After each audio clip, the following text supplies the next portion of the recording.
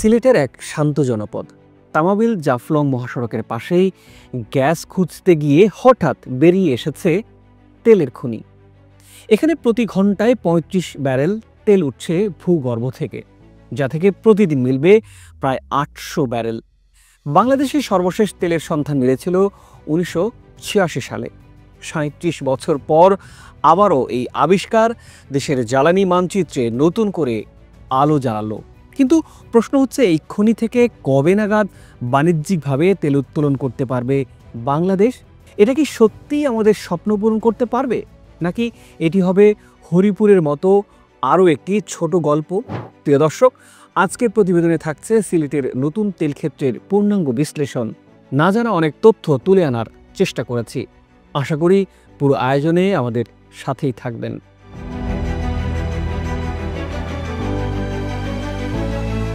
বাংলাদেশ প্রাকৃতিক সম্পদে সমৃদ্ধ হলেও তেলের ক্ষেত্রে আমাদের ইতিহাস দীর্ঘদিন ধরে নিরাশাজনক। ১৯৮৬ সালে সিলেটের হরিপুরে দেশের প্রথম তেল ক্ষেত্র আবিষ্কার হয়েছিল। ১৯৮৬ থেকে ১৯৯৪ পর্যন্ত মোট ৫,৫০,০০০ ব্যারেল তেল উত্তোলন হয়েছিল সেই খনি থেকে। কিন্তু সেই কূপটি দীর্ঘস্থায়ী হয়নি। এরপরে আমরা পেয়েছি অসংখ্য গ্যাস ক্ষেত্র, কিন্তু তেলের অস্তিত্ব মিলেছে একেবারে বিরলভাবে। বর্তমানে আমাদের তেলের বার্ষিক চাহিদা প্রায় ৭২ লাখ টন, যার প্রায় সবটুকুই আমদানি করতে হয়। এই প্রেক্ষাপটে সিলেটের নতুন আবিষ্কার শুধু প্রযুক্তিগত নয়, মনস্তাত্ত্বিক দিক থেকেও বড় এক অনুপ্রেরণা।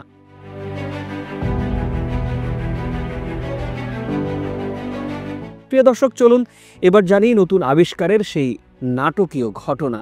২০২৩ সালের ১০ ডিসেম্বর সিলেট গ্যাস ফিল্ড লিমিটেডের ১০ নম্বর কূপে গ্যাসের জন্য খনন কাজ চলছিল।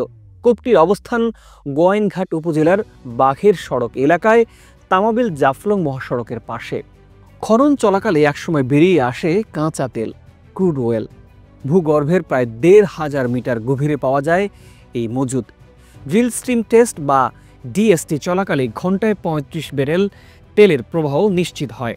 এই কূপ থেকে আনুমানিক ৬ কোটি ব্যারেল জ্বালানি তেল উত্তোলন সম্ভব হবে বলে হিসাব দিয়েছেন বিশেষজ্ঞরা, অর্থমূল্যে যার দাম প্রায় ৭,০০০ কোটি টাকা।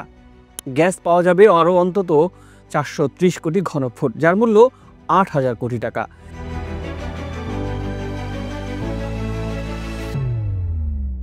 সিলেট গ্যাস ফিল্ডস লিমিটেড বা এসজিএফএল এর অধীনে মোট ১২টি গ্যাস কূপ আছে।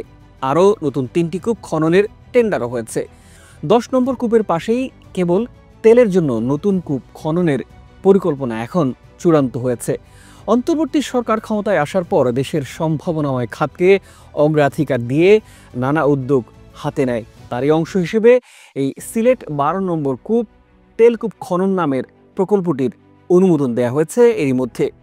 জাতীয় অর্থনৈতিক পরিষদের নির্বাহী কমিটি একনেক চলতি বছরের ফেব্রুয়ারিতে এই অনুমোদন দেয়। এই প্রকল্পের মোট বাজেট ধরা হয়েছে ১২,৫৩২ কোটি টাকা, যার মধ্যে সরকারি অর্থায়ন হবে ৪,৯০৭ কোটি টাকা আর ঋণ সহায়তা ৭,৩২৮ কোটি টাকা। বাস্তবায়ন সংস্থার নিজস্ব তহবিল হবে ১,১০৬ কোটি টাকা। একনেকের অনুমোদনের পর এই প্রকল্প মূলত বাস্তবায়নের দিকেই যাচ্ছে। প্রকল্পের টেন্ডার, ঠিকাদার নির্বাচন, খনন কাজ শুরু এবং সর্বশেষ হবে তেল উৎপাদন। বিশেষজ্ঞদের হিসেবে এই কূপ থেকে উৎপাদিত তেল প্রক্রিয়াজাত করে ডিজেল, পেট্রোল ও অকটেন পাওয়া যাবে। প্রতিদিনের ৮০০ ব্যারেল উৎপাদনে দেশের মোট চাহিদার তুলনায় খুব ছোট হলেও এটি বছরে প্রায় ৩ লাখ ব্যারেলের সমান, যা কয়েকশো কোটি টাকা আমদানি ব্যয় সাশ্রয় করতে পারবে বাংলাদেশ।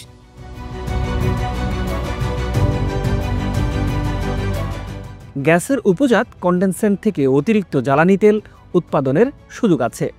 ঢাকা বিশ্ববিদ্যালয়ের ভূতত্ত্ব বিভাগের অধ্যাপক বদরুল ইমাম বলেছেন, সিলেট অঞ্চলে গ্যাস বেশি পাওয়া গেলেও তেলের স্তর সাধারণত ছোট হয়। তিনি সতর্ক করে দিয়েছেন, এটি যেন হরিপুরের মতো আরও একটি ছোট স্তর হয়ে না যায়। তেলক্ষেত্র শুধু খনন করলেই হবে না, আন্তর্জাতিক মানে সঠিক প্রক্রিয়ায় উত্তোলন করা খুবই জরুরি।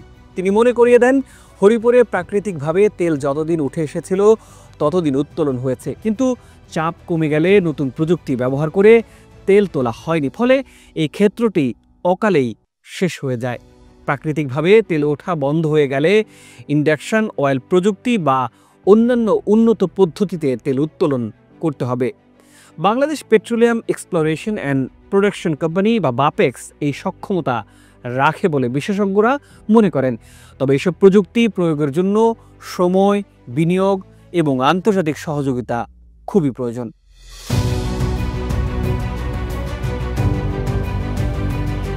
বাংলাদেশ বছরে প্রায় 6 মিলিয়ন টন আমদানি করে, যা বৈদেশিক মুদ্রা ব্যয়ের একটি বড় খাত। যদি সিলেটের এই ক্ষেত্র প্রত্যাশিত ফল দেয়, তবে এটি শুধু অর্থনীতির জন্যই নয়, জ্বালানি নিরাপত্তার ক্ষেত্রেও ইতিবাচক প্রভাব ফেলতে পারে। তবে এর আয়ুষ্কাল 8 থেকে 15 বছরের বেশি হবে না বলে বিশেষজ্ঞরা ধারণা করেছেন। ভূতাত্ত্বিকভাবে সিলেট অঞ্চল তেল ও গ্যাসের জন্য প্রবল সম্ভাবনাময় এলাকা।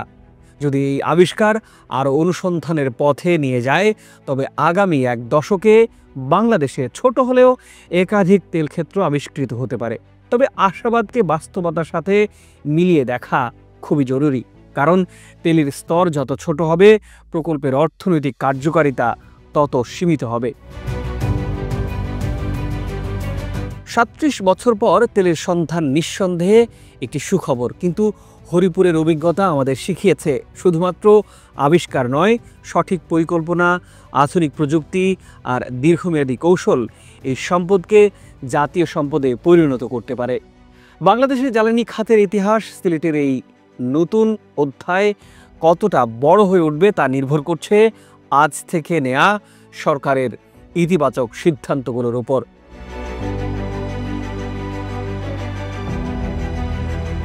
প্রিয় দর্শক, নতুন নতুন সম্ভাবনার খবর জানানোর চেষ্টা করব আমরা।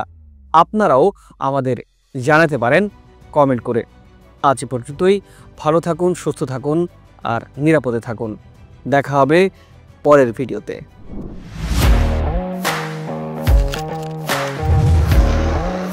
প্রফেশনাল স্টুডিও খুঁজছেন? ঢাকার প্রাইম লোকেশন নয়াপল্টনে দেশ সমাচার স্টুডিও আপনার কন্টেন্ট প্রোডাকশনের নির্ভরযোগ্য ঠিকানা।